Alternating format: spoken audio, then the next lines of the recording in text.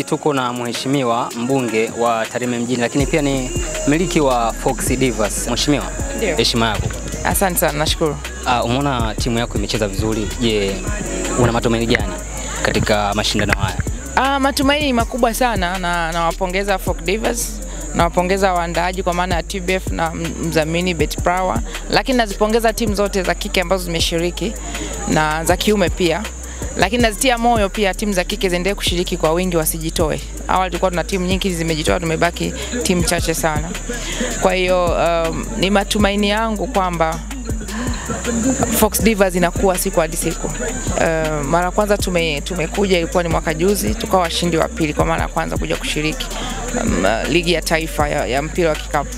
Lakini tukapata chance kwenda kushiriki ligi ya Afrika ya wanawake kwa ukanda wa 5 ilifanyika Zanzibar. Hatukufanya vizuri sana, lakini tukakata tamaa. Tumekuja kwenye ligi mwaka jana tukawa mabingwa sasa, mabingwa yani sasa hivi ni mabingwa watetezi. Tukapata tiketi ya kushiriki, tukashiriki Nairobi na tukafanya vizuri zaidi ukilinganisha na mwaka jana tulivyoshika mara ya kwanza mashindano haya ya Zone 5. Na sasa hivi niwaambie tu kwamba tumedhamiria kuchukua ushindi na tumedhamiria kushinda mechi zote. Tumefanya usajili wa kina, tumefanya usajili wa cream wa wachezaji wa Tanzania na tumefanya usajili wa wachezaji kutoka mataifa ya nje. Katika ukanda wetu wa Afrika Mashariki kuna wachezaji wametoka Rwanda, kuna wachezaji wametoka Kenya, kuna wachezaji wametoka Uganda, lakini pia tumesajili pia kutoka Marekani. Kwa tunatamani tuone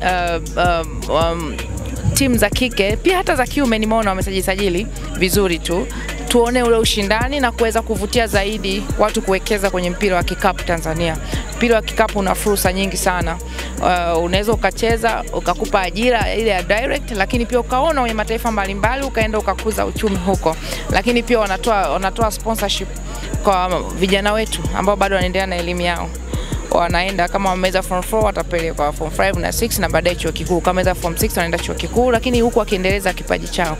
Lakini pia tumeona hata hapa ndani ya nchi kuna taasisi mbalimbali zinachukua wachezaji ili wanaajiliwa, lakini added advantage ni kwamba ni mchezaji mzuri wa kikapu. Tumeona sana mashirika ya umma, lakini pia tumeona kwenye taasisi zetu kwa maana kwenye wanachukua vijana wetu na wanafanya vizuri zaidi.